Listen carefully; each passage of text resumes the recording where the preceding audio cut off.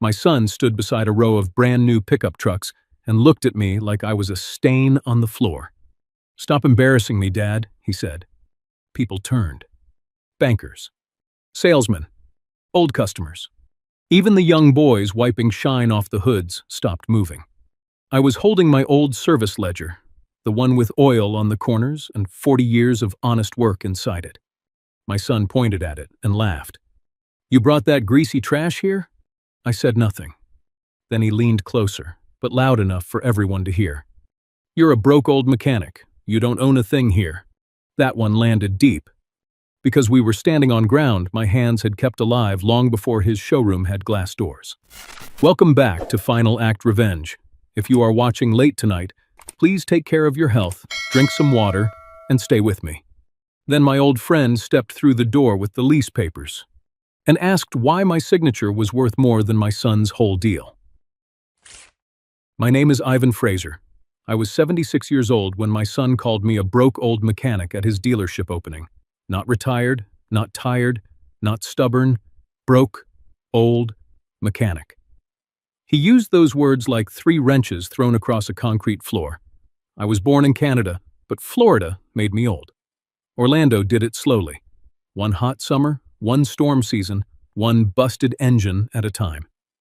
I came down when I was young enough to believe a strong back could solve most problems. I did not have much money. I did not have a fancy degree.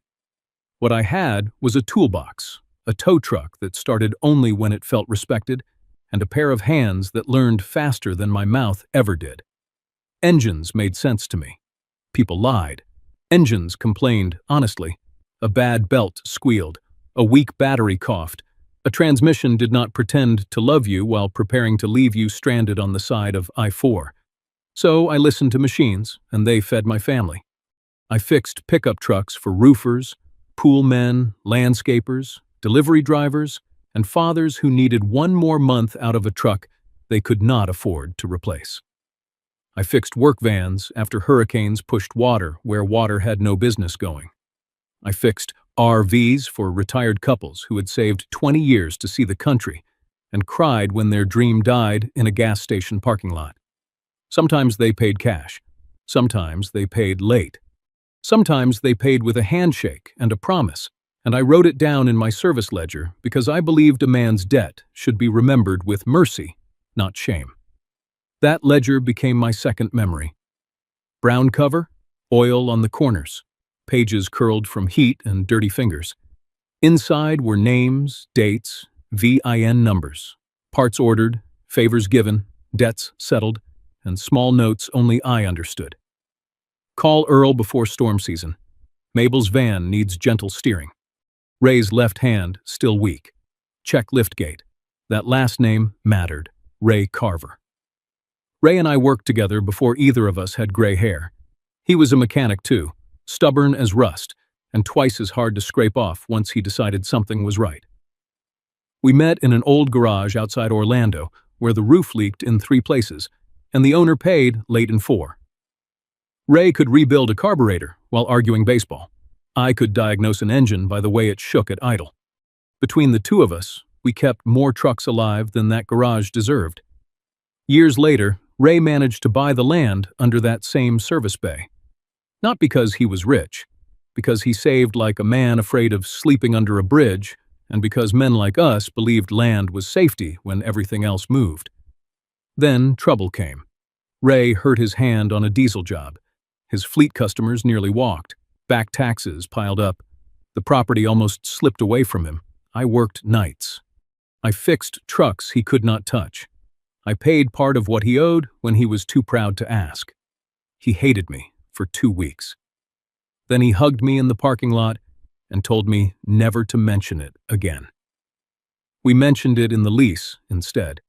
Not loudly, not with lawyers in shiny offices. Just 2 old mechanics making sure trust had a paper trail. Ray gave me the master lease on the service bay with renewal rights and protections that said the bay could not be changed or handed over without my written approval.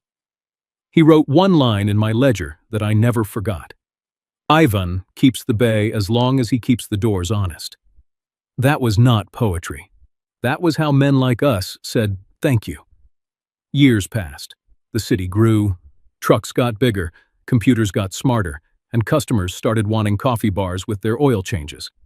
My son grew too. Bryce saw the old service bay and thought it was the part of our family story he had escaped. He never understood it was the reason he had a place to build anything at all. My son's name is Bryce Fraser. He was 43 when he decided Greece was the family curse. Not poverty, not bad luck. Greece. That was what he wanted to wash off the Fraser name.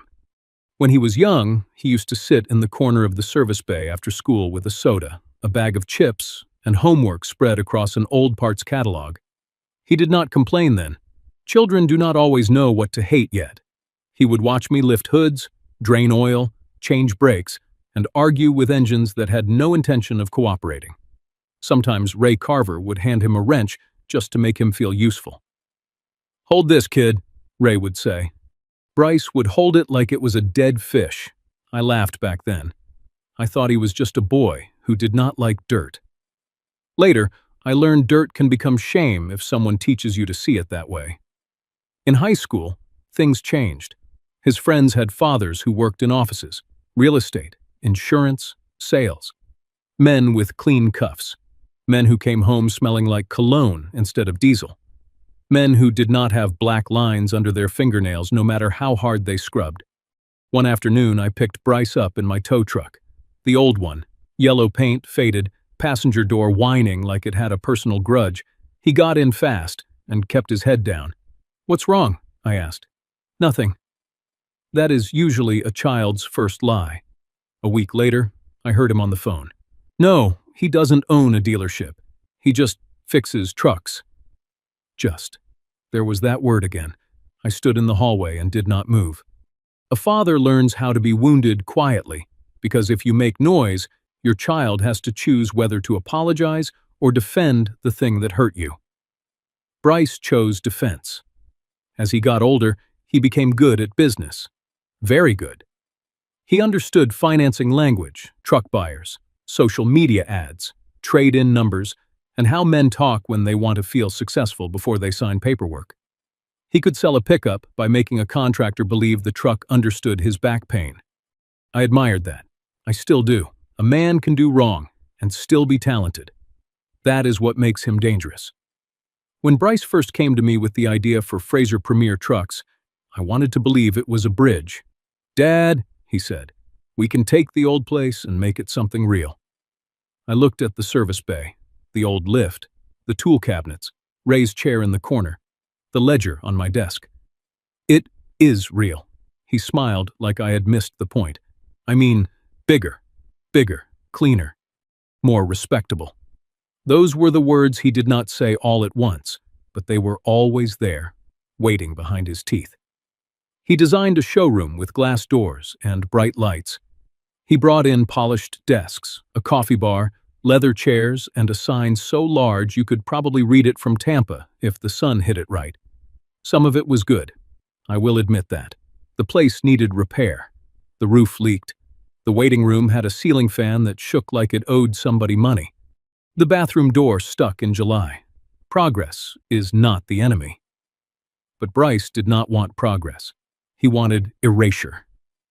The old garage sign came down first, then the service board, then the photos of fleet trucks we had kept running after storms, then the workbench Ray built from scrap lumber. When I asked where those things went, Bryce said, "Storage." Men like Bryce use storage as a polite word for burial. One evening, I found a renovation board in the office. Phase out legacy service operations within 90 days. I read that sentence twice. The service bay had become legacy, not useful, not alive.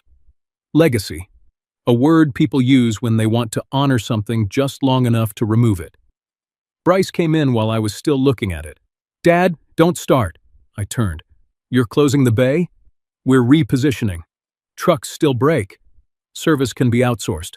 I almost laughed. "Outsourced to who? Men with cleaner hands?" His face tightened. "You always make it personal." "It is personal. That bay fed us." He stepped closer.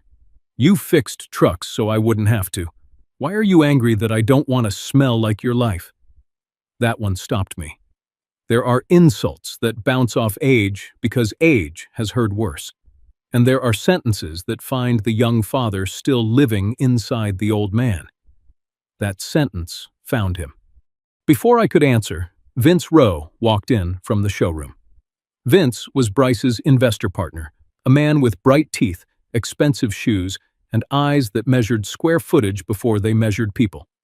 He glanced at the service bay through the office window. "That space is killing the premium feel," he said.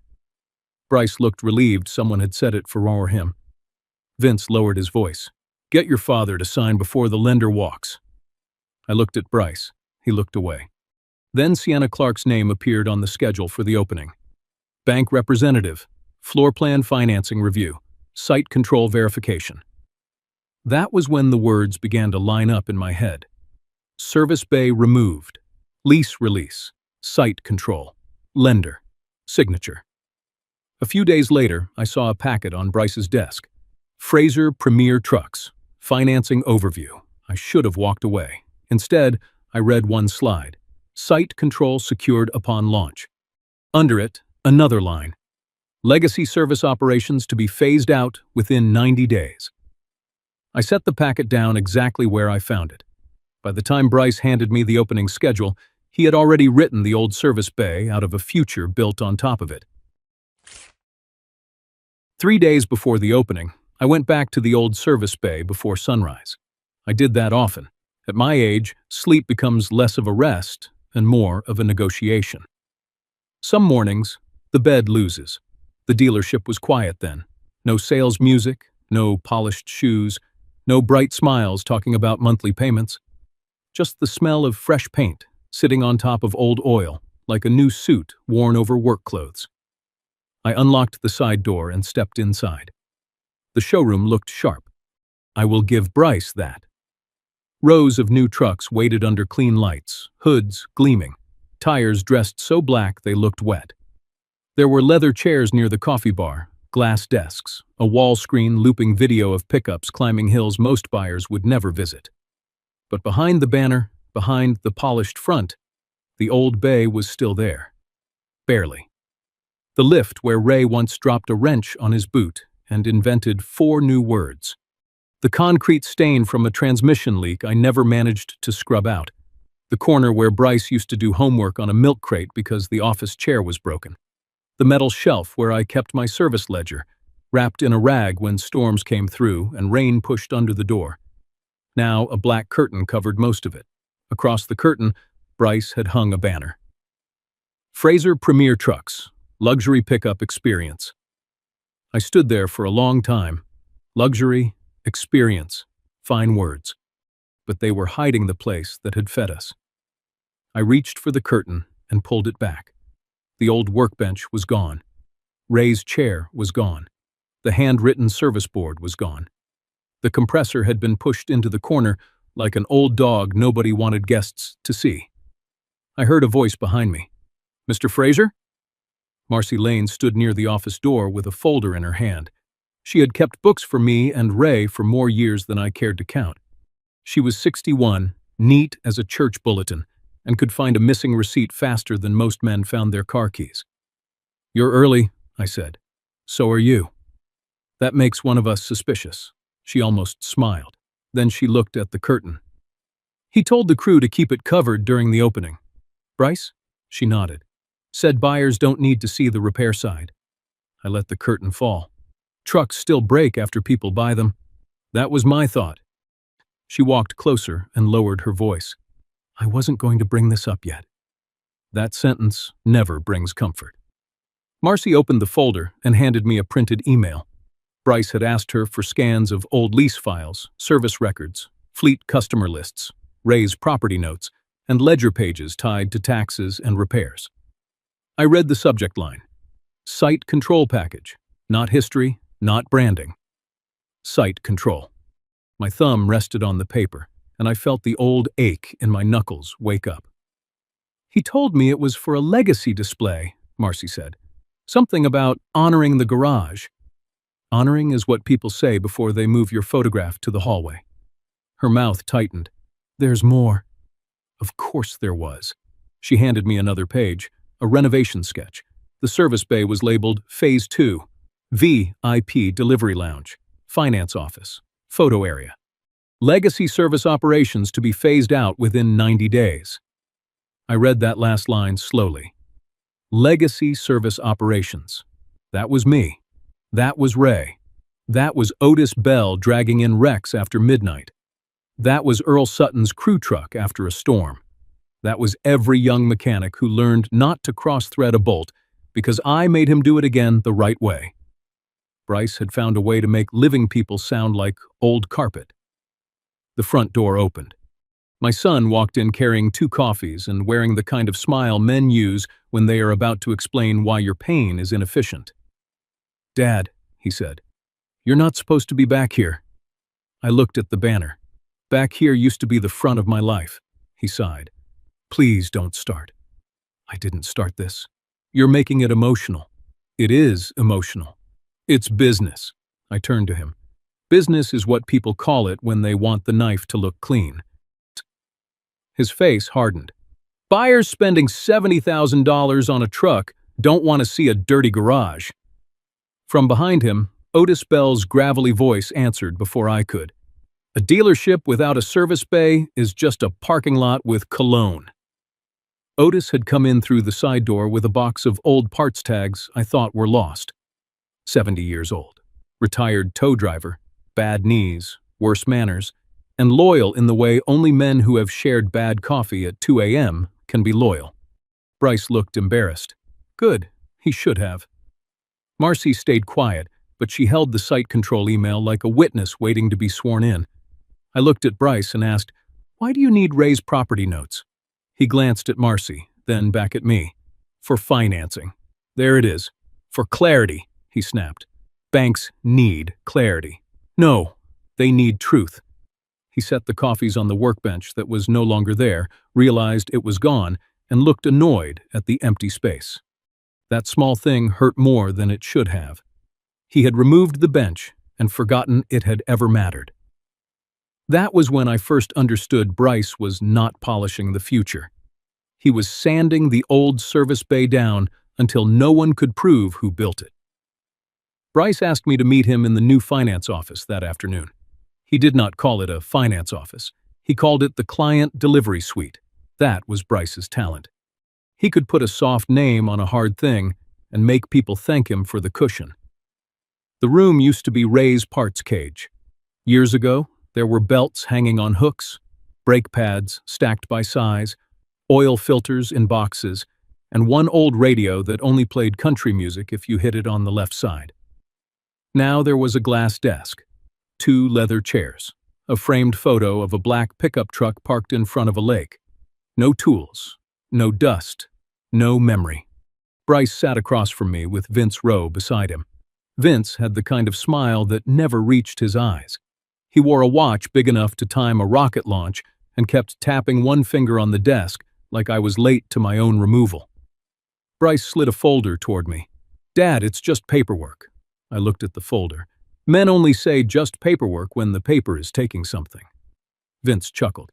"Mr. Fraser, this is standard for a commercial transition. I have lived long enough to know standard can still be wrong." Bryce exhaled. "Can we not do this?" "Do what?" "Turn everything into a moral trial." I opened the folder. Lease release and assignment consent. The words were clean. The meaning was not. I read slowly. My eyes are not what they were at 40, but I have learned to take my time with anything that wants my signature. The paper asked me to release my interest in the master lease. Approve assignment to Bryce's dealership entity. Waive renewal protections. Waive right of first refusal. Consent to renovation. Consent to change of use. And there, buried like a nail in soft dirt. Service bay protections removed upon transfer. I set one finger on that line. "What is this?" Bryce leaned forward. "It means the property can be modernized. It means the bay can be erased. It means we can use the space properly." I looked at him. "Properly?" He glanced at Vince. Vince stepped in. "Service can be outsourced. The value is in sales volume, finance products, warranties, delivery experience.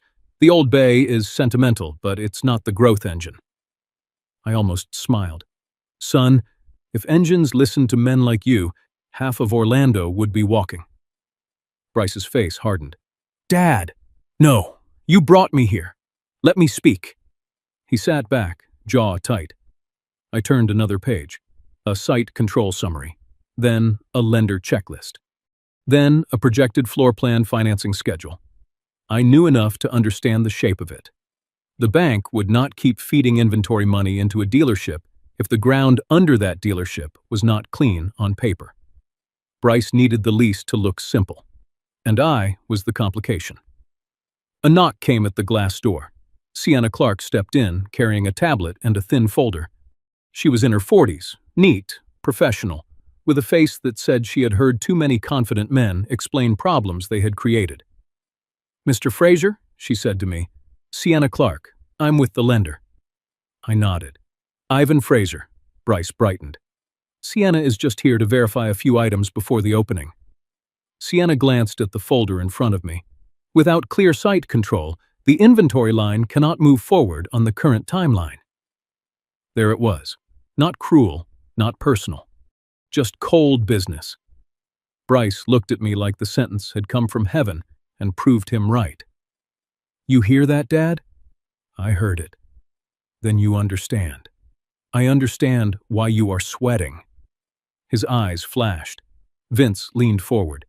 Mr. Fraser, nobody is trying to cheat you. This release lets the dealership grow.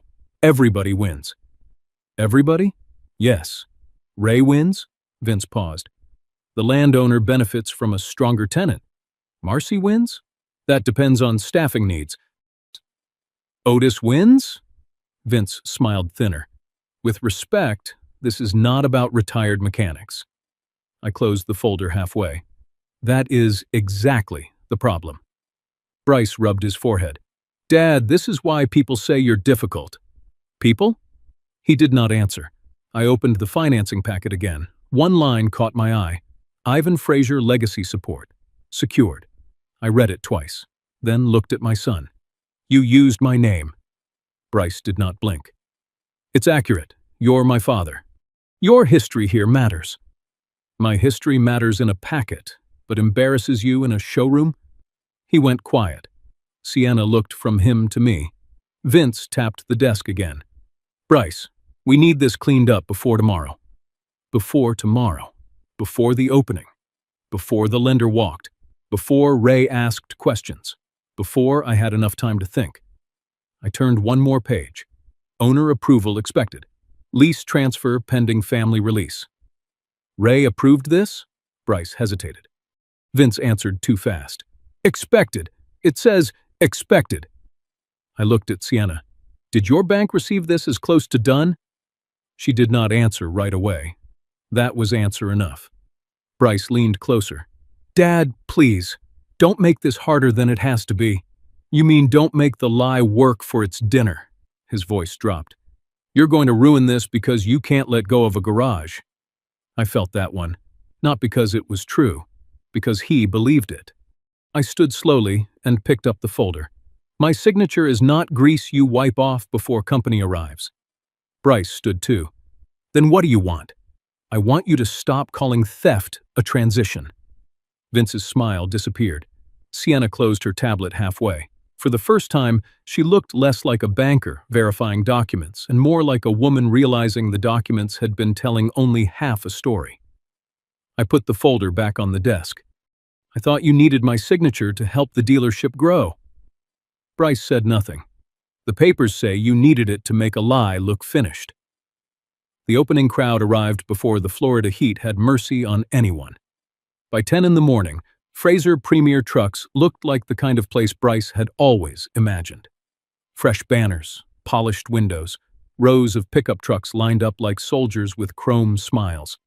Salesmen in matching shirts moved around the lot, shaking hands, pointing at towing packages, talking about monthly payments like they were discussing weather. A few families climbed into trucks and laughed at the size of the touchscreens. Contractors leaned against tailgates, asking about diesel options. Someone had set up a coffee station near the front doors, and the smell of roasted beans tried very hard to cover the old scent of oil coming from behind the service curtain. It almost worked. Almost. I stood near the sidewall with my service ledger under one arm, not because I wanted attention. I had brought it because Marcy asked me to. She said, "If he brings papers, you bring memory with numbers." That was Marcy, sentimental as a tax form. Ray was supposed to come later if he felt strong enough. He had been moving slower that week, and I did not want to drag him into a public mess unless Bryce forced the door open. Bryce forced it open before noon. He moved through the crowd like he owned every reflection on every truck. Dark jacket, new shoes, teeth too white for a man pretending not to be nervous. Vince Rowe stood near him, whispering now and then. Sienna Clark stayed close to the finance desk, reviewing something on her tablet. Amber Whitlock, the local auto vlogger, filmed the trucks, the guests, the bright signs, and every shiny inch Bryce wanted remembered. Then Bryce saw me near the old service bay curtain. His face changed. Not much, just enough for a father to feel it. He walked over fast. "Dad," he said, keeping his smile in place for the crowd, "what are you doing over here?" "Standing." "With that?" He looked at the ledger like I had brought a dead animal into the showroom. "It belongs here." "No," he said softly. "It belongs in storage." Behind him, Earl Sutton lifted his eyebrows. Mabel Frost pretended to examine a truck sticker, but her ears turned toward us. Otis Bell stood by the coffee table, holding a paper cup like he was waiting for a show he had already paid for. Bryce stepped closer. "Please don't do this today." "Do what?" "Make this about the old garage." I looked at the curtain hiding the service bay. "You already did." His jaw tightened. Vince appeared beside him. "Bryce, Sienna needs clean confirmation before she leaves." I heard it. Clean confirmation. That meant signature. Bryce turned back to me, and the polite son disappeared. "Dad, just come to the office." "No, don't be difficult." "I am not being difficult. I am being unsigned." A few people nearby went quiet. Bryce noticed. Embarrassment came over his face first, then anger. That was always the order with him. He looked around at the guests, the bank rep, the sales staff, Amber's camera, the new trucks, the whole stage he had built to prove he was not the son of a mechanic anymore. And then he chose the cruelest way to protect his image. "Stop embarrassing me, Dad." The words carried. The lot settled. Even the young porter wiping the hood of a blue pickup stopped mid-stroke. I looked at my son. "I came because you invited me." "I invited you as my father," he snapped, "not as some walking reminder of a dirty garage." Otis muttered, "Here we go." Bryce pointed at the ledger under my arm.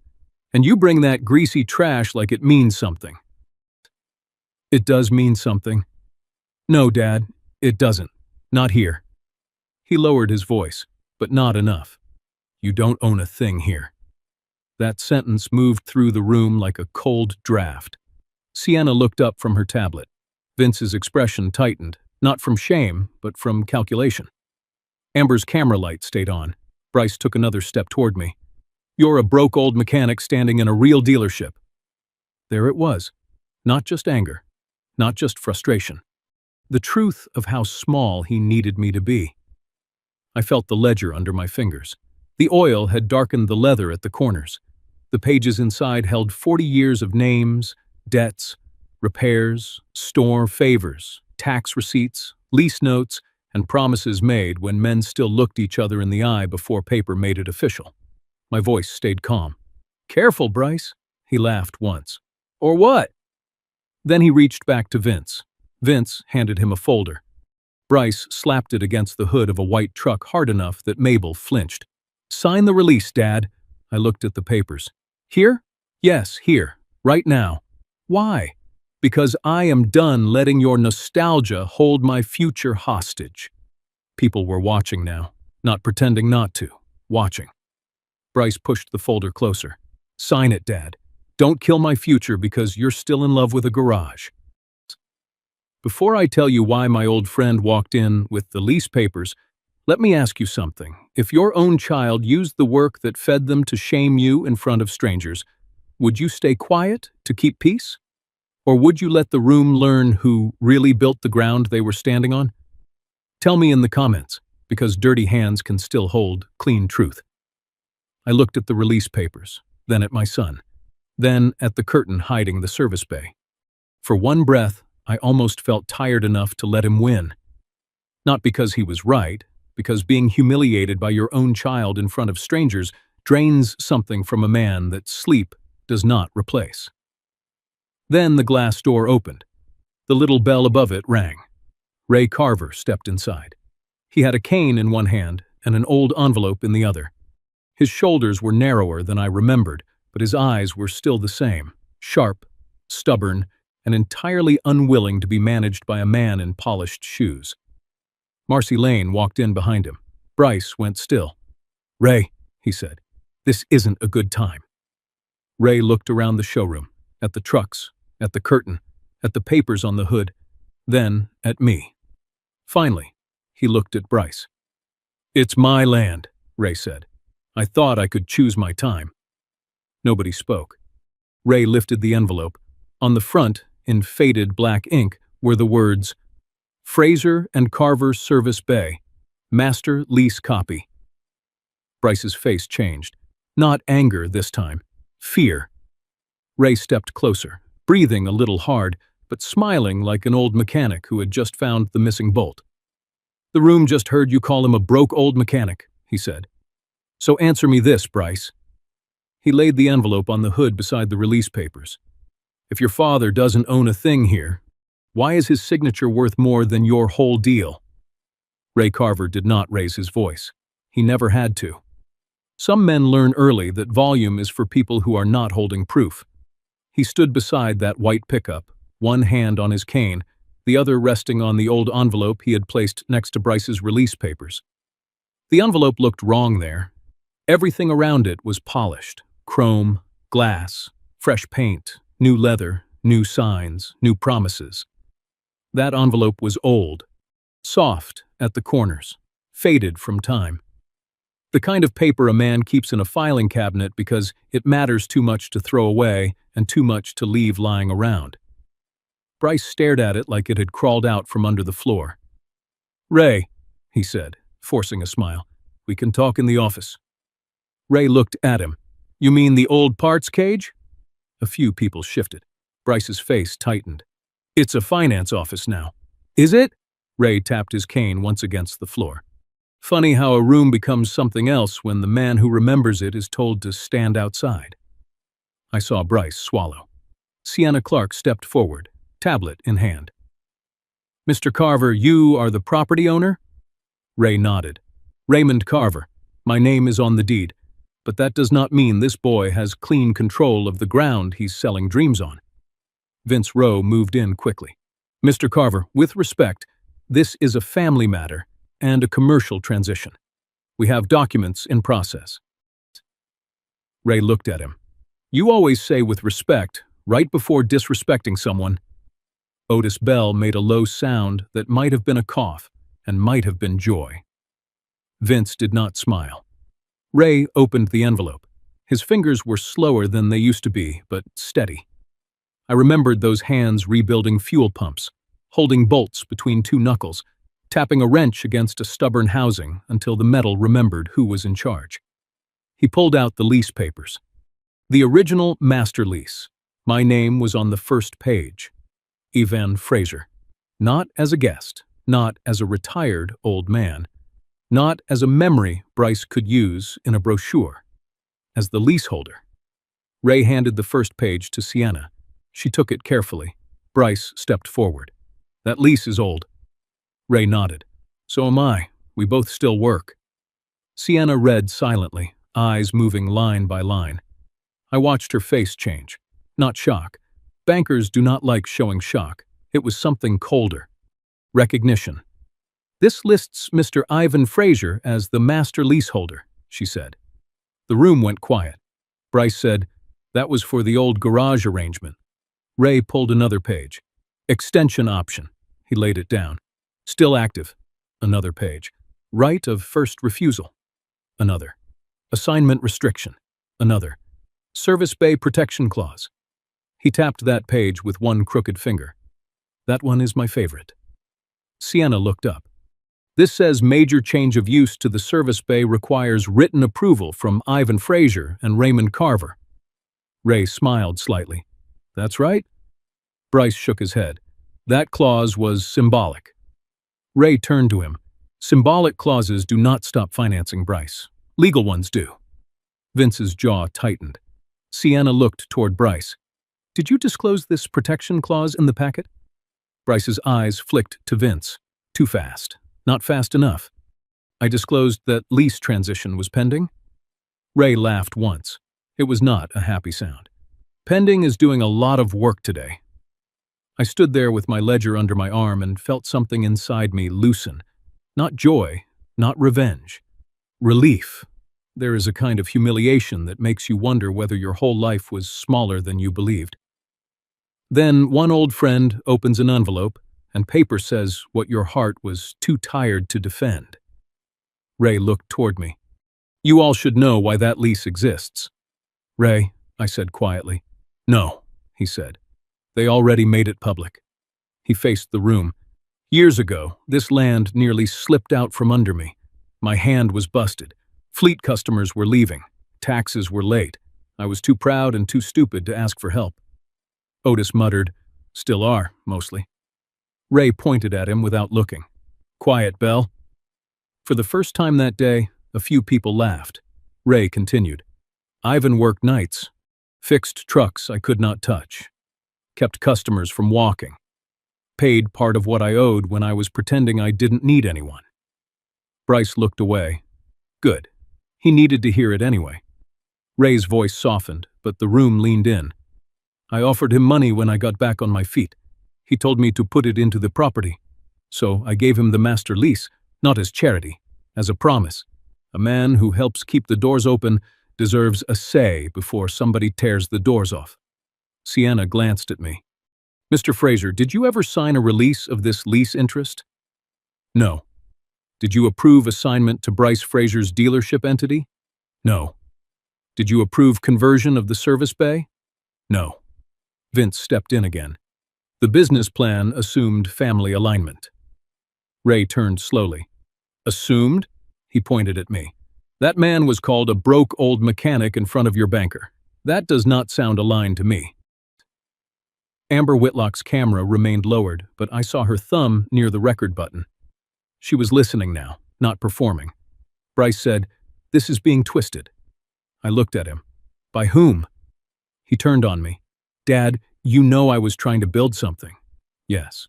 And you know this lease issue can be fixed. Fixed, Ray said. You mean erased? Bryce ignored him. You're letting old men and an old paper kill a real opportunity.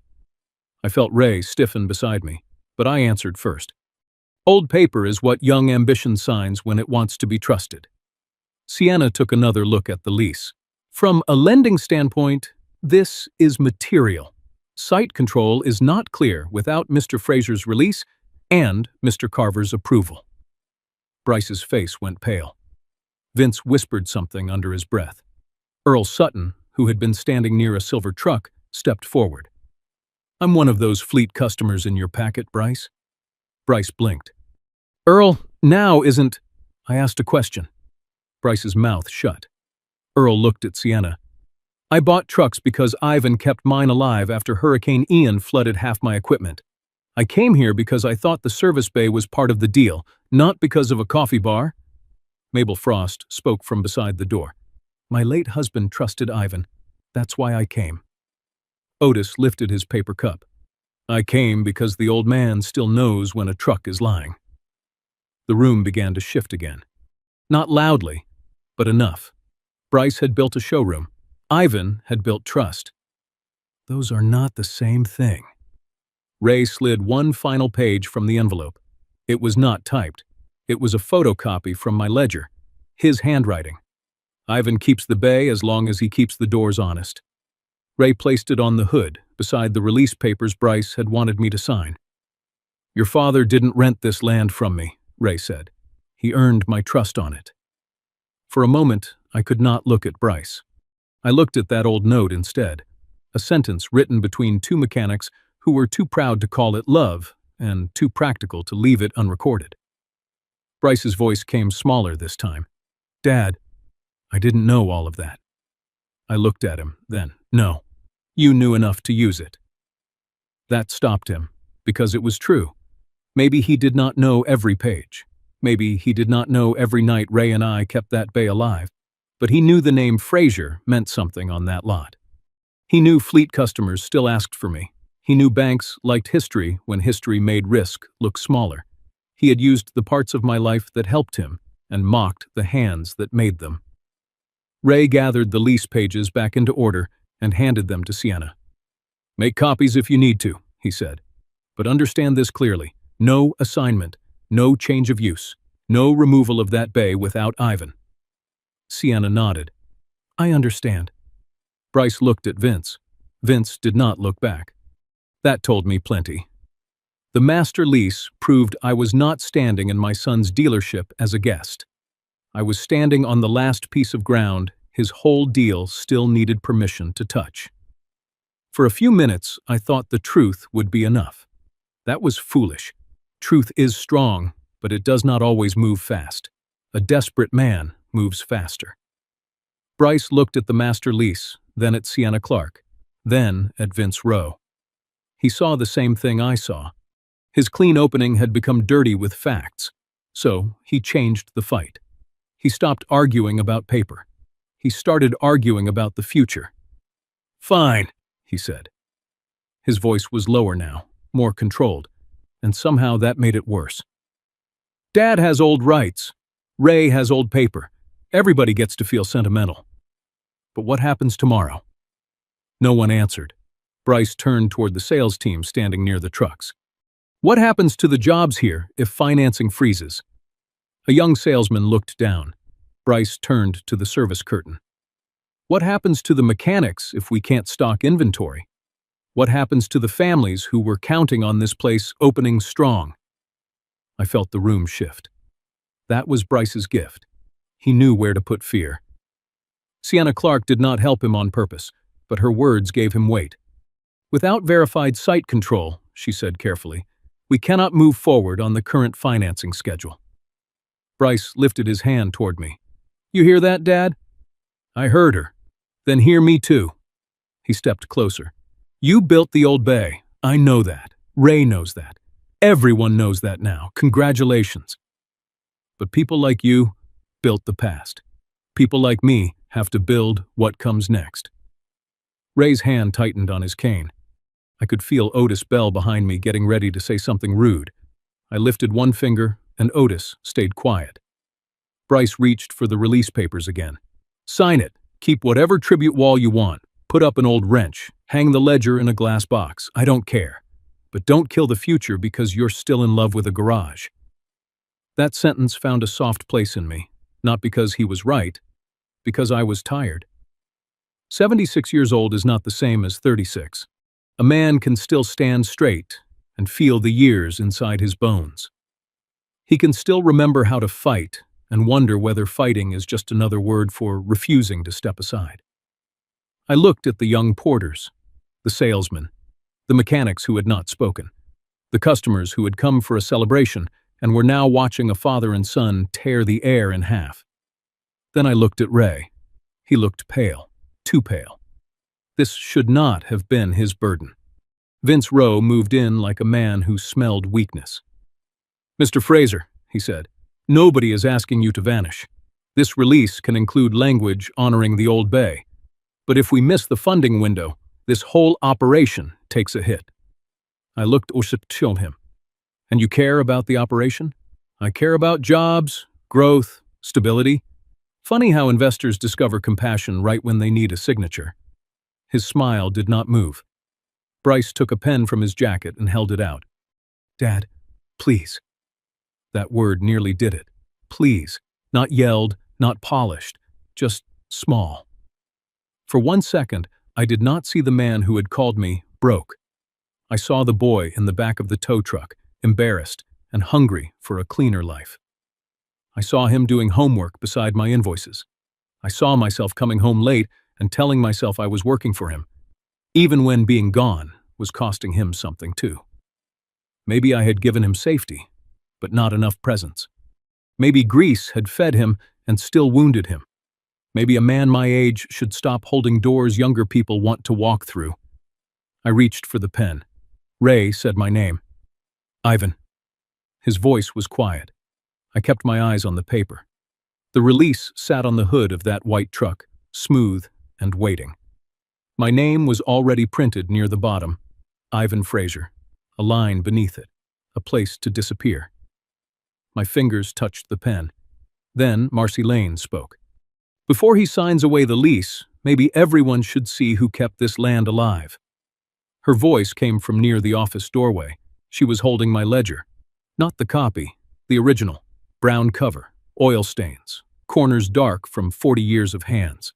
Bryce turned sharply. Marcy, don't! She walked toward us anyway. That was Marcy. Quiet until the exact moment quiet became dishonest. She set the ledger beside the release papers. Then she opened it to a page marked with a yellow tab. Ray's back tax receipt, she said. She turned another page. Fleet repairs done after the storm. No charge until the accounts recovered. Another page. Lift gate repair after Ray's hand injury. Another. Lease note. Same wording as the protection clause. Ray stepped beside her. Marcy looked at Sienna. This land was not kept alive by a showroom projection. It was kept alive by work. Recorded work. Bryce's face had gone hard. That ledger is not relevant to the financing. Marcy pulled a printed email from the back cover. This is... I saw Vince's expression change first. That told me whose words were on the page. Marcy read aloud. Post-launch. Phase out legacy service operations within 90 days. Move usable mechanics to contract status where possible. Reposition bay as premium delivery and finance space. The lot went silent.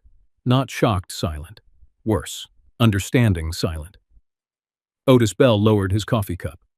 Earl Sutton stared at Bryce like he no longer recognized the man in front of him. One of the younger mechanics near the side door whispered, Contract status? Bryce snapped, That was a draft. Marcy looked and asked him, Drafts show intent before lawyers teach them manners. I stared at my son. So, that was your future. Dad? No, say it clean. He said nothing. You wanted my lease. Ray's land. The garage name. The fleet customers. The financing. And after you got it, the people in that bay became costs to reduce. Bryce's mouth opened, but no words came. Maybe there were none left that could wear a suit. I looked down at the pen still touching my fingers. Then I let it fall onto the hood. The sound was small, but it felt like a door closing. I thought Bryce wanted me to sign because he believed in the future. Then Marcy showed me the email, and I realized my son's future had no room for the hands that built mine. Marcy's email changed the temperature of the room, not the Florida heat. Something worse. Trust leaving. One moment, the opening had been a family argument dressed up as business. The next, it became something colder. A paper trail. Post-launch. Phase out legacy service operations within 90 days. Move usable mechanics to contract status where possible. Reposition bay as premium delivery and finance space. Those words sat in the air like exhaust. The young mechanics near the side door did not move. One of them, a kid named Cody, looked at his work boots like he had just realized the ground under him was not as solid as he thought. Otis Bell spoke first. So, the old bay was not ugly to you, he said. It was inconvenient. Bryce turned on him. Otis, stay out of this. Otis lifted both hands. I would, but I'm apparently being phased out in 90 days. A few people looked away. That is what shame does in a crowd. It makes honest people study the floor. Vince Rowe stepped closer to Bryce, his voice low but sharp. Don't answer every comment. Sienna Clark had stopped taking notes. Now she was watching. A lender's face can be polite and dangerous at the same time. Bryce, she said, I need to review the financing packet again. Bryce forced a small laugh. Sienna, this is getting emotional. We can handle the packet privately. No, she said, we cannot. That was the first time I saw fear reach his eyes and stay there. Sienna opened the file on her tablet. Vince shifted his weight. Bryce stared at the screen like he wanted to pull the words back inside it. Sienna read aloud. Long-term site control secured. She looked at Ray. Mr. Carver, did you approve transfer of the lease to the dealership entity? Ray shook his head. No. She scrolled. Lease transfer pending family release. She looked at me. Mr. Fraser, did you sign any release? No. Another line. Owner approval expected. Ray gave a dry laugh. Expected by who? Not me. Sienna did not smile. Service bay conversion approved. She looked from Ray to me. I said, no. Ray added, hell no. Vince stepped in. These are conditional projections. Marcy, still standing beside the white truck with my ledger open, pointed at the tablet. Then why does it say secured? Vince's mouth tightened. Sienna kept reading. Ivan Fraser advisory support. She looked at me again. Did you authorize your name to be used as advisory support? No. Bryce finally spoke. Dad, you knew this was a family transition. I knew you wanted one. That's not the same thing. No, I said. It is not. Sienna scrolled farther. Legacy fleet customer base secured. Earl Sutton stepped forward before she could ask. I suppose that means men like me. Bryce turned quickly. Earl, this isn't the time. Earl's eyes narrowed. I came here because Ivan once fixed my crew truck at midnight after a storm. My men worked the next morning because of him, not because you put leather chairs in the waiting room. Mabel Frost raised her hand softly. My husband trusted Ivan. When he died, Ivan came to the house and made sure the van would start before winter. That is why I came today. Otis lifted his coffee cup. I came because the old man still knows when a truck is lying. For the first time all day, Bryce had nothing ready. That scared him more than anger would have. Sienna looked at him. Your packet represented customer goodwill as a secured asset of the dealership. Bryce said, It is goodwill tied to the Fraser name. I looked at him. You used my name in a packet and called my hands embarrassing in person. That sentence landed heavy. Even Vince stopped moving. Amber Whitlock, who had been filming from near the delivery desk, lowered her camera just a little. I should say something, she said. Bryce's head snapped toward her. No, you should not. Amber held her ground. I came here to film a dealership opening. Trucks. Happy customers. Nice shots for a local feature. But I recorded what you said to your father. I recorded the release papers on the hood. I recorded Mr. Carver walking in with the lease. Vince said, You do not have permission to publish private business matters. Amber looked around at the crowd. You said it in public. Otis muttered, Funny how that works. This time, nobody laughed. Sienna's face had gone colder. Mr. Rowe, did your investment materials rely on the same site control representations? Vince adjusted his jacket. We relied on information provided by management. Bryce? Bryce's face tightened. It was accurate based on expected completion. Sienna closed the tablet halfway. No, it was accurate only if everyone did what your packet assumed they would do. Ray tapped his cane once. Assumption is not a signature. I looked at the financing papers, the release, the lease, the ledger, the tablet in Sienna's hand, paper everywhere. My son had always thought I was a man of tools and grease, not documents. He forgot that mechanics live by records too. Wrong part numbers cost money. Wrong torque costs lives. Wrong paperwork can steal a man's ground. Sienna opened one more section. Service division will be restructured after launch to improve margin. The young mechanic by the door looked up. Restructured how? Bryce did not answer. Marcy answered for him, softly. Contract status where possible. That phrase did what numbers could not. It made the future visible. No benefits, no security, no old bay. No men with names, histories, families, bad backs, and skill. Just costs moved around until a spreadsheet looked cleaner. I turned to Bryce. You were not building a dealership. His jaw worked. "You were burying every hand that made this lot worth renting," he said. "That's not fair." "No. What is not fair is selling trust you did not earn." His eyes shone now, not tears, fury. "You're all acting like I committed fraud." Sienna spoke before I could. "I am not making a legal determination here, but I am suspending financing review pending verified site control, corrected borrower representations, and documentation of lease authority." The words moved through the room slowly. Suspending financing review, verified site control, corrected representations. Bryce stared at her. "Sienna, you can't do that today." "I just did." Vince turned away and pulled out his phone. That told me what kind of partner he was, the kind who stands beside you until the floor moves.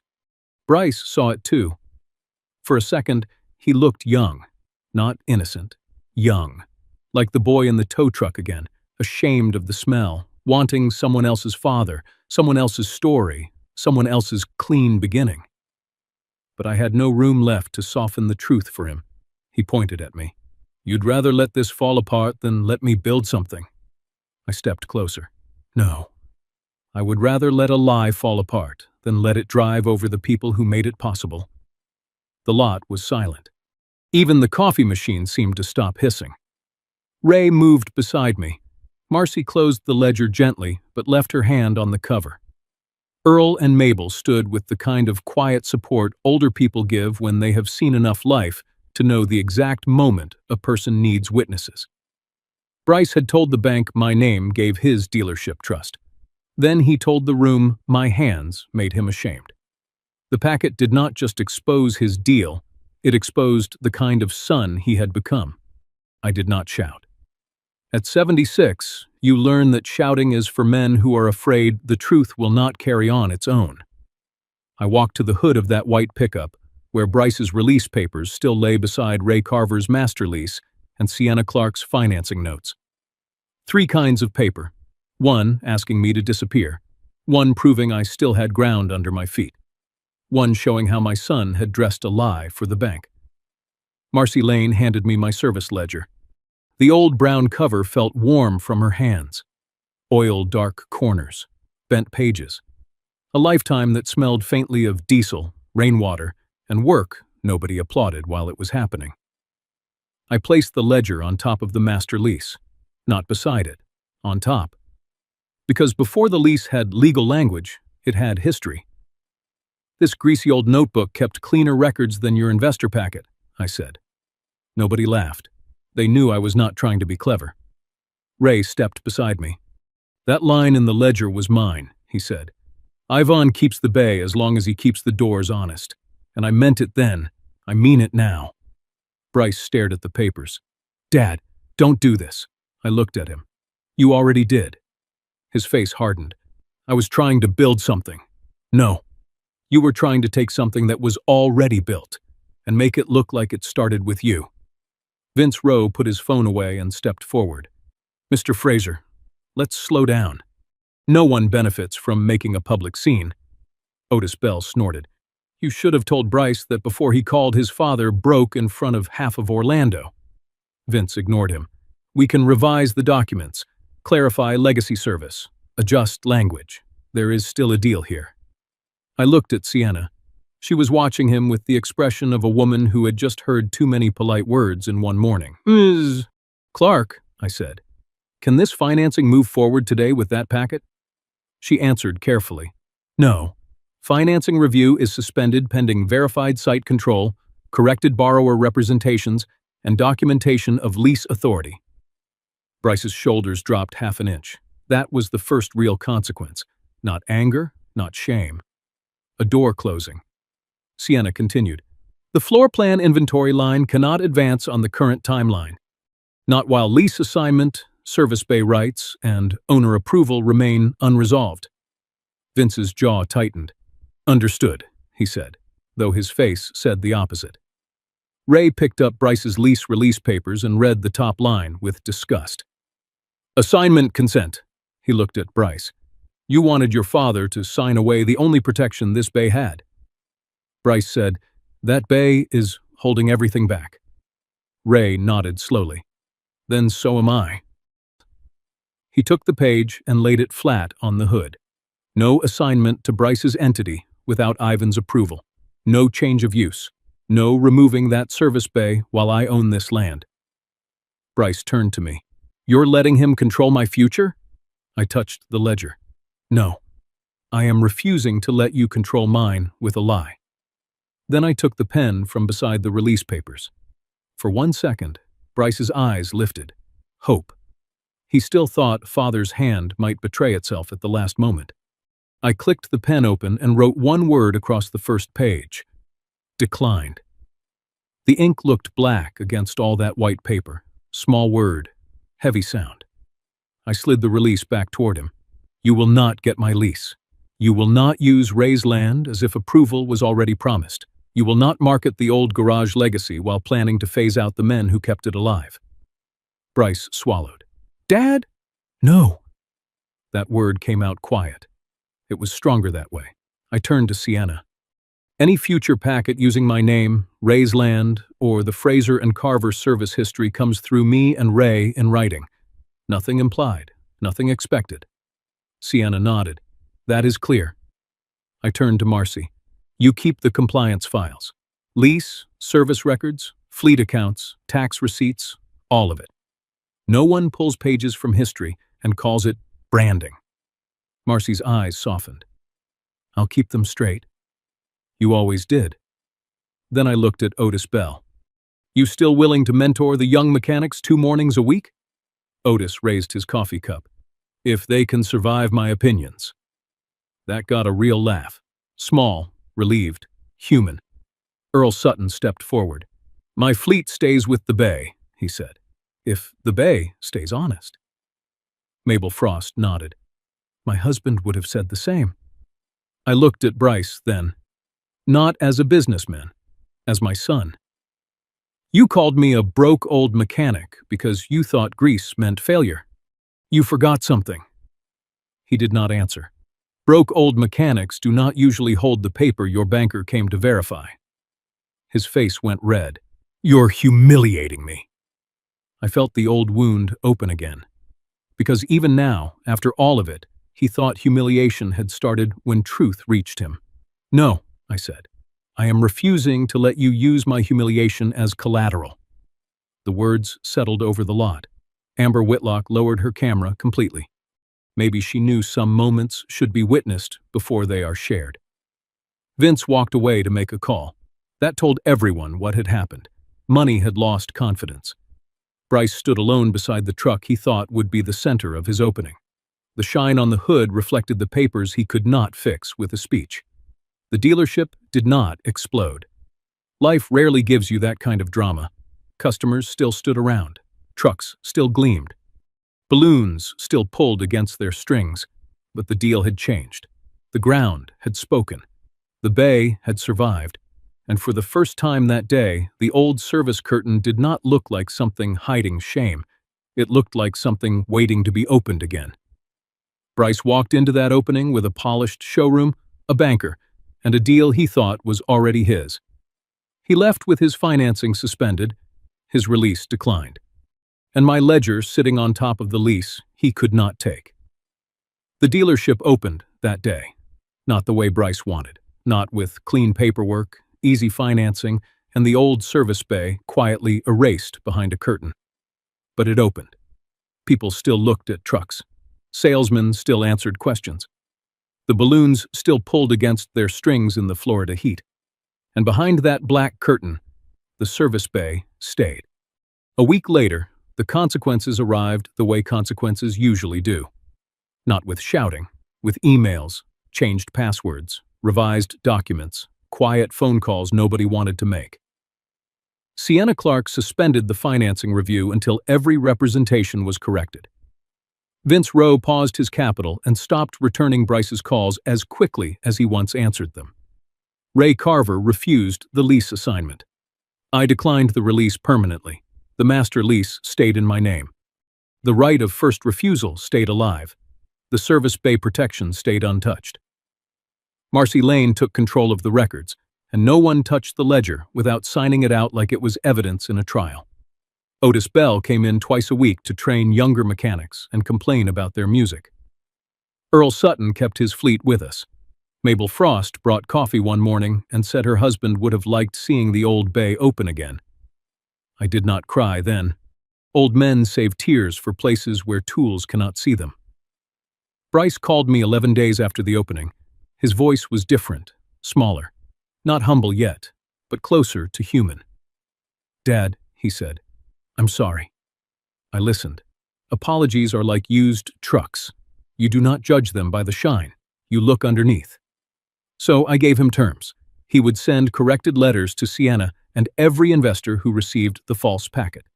He would apologize to Ray, Marcy, Otis, Earl, Mabel, and every mechanic he tried to make disposable. He would not negotiate the lease. He would not use Fraser and Carver history in marketing. He would not touch the ledger.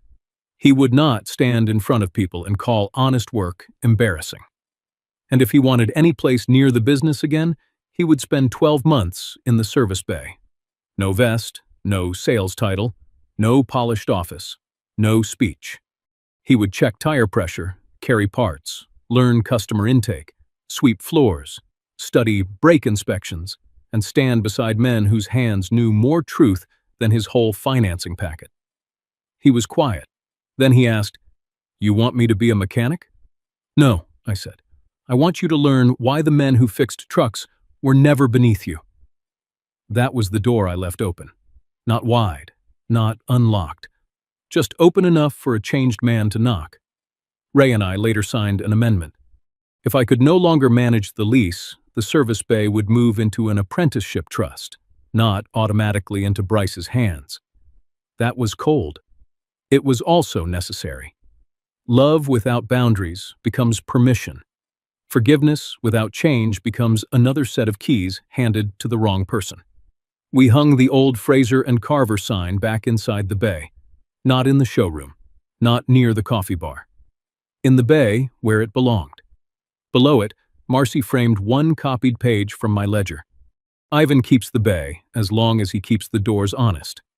Sometimes I stand there after closing and look at those words. My son called me a broke old mechanic because he saw grease and thought it meant failure. He never understood that clean deals are often held together by dirty hands. A man's work does not become small because his child becomes ashamed of it. And a father's love does not require him to sign away the ground he spent a lifetime keeping steady. Thank you for watching and sharing this time with me today. Please tell me in the comments where you are watching from and what time it is there right now. If this story moved you even a little, please consider subscribing to Final Act Revenge.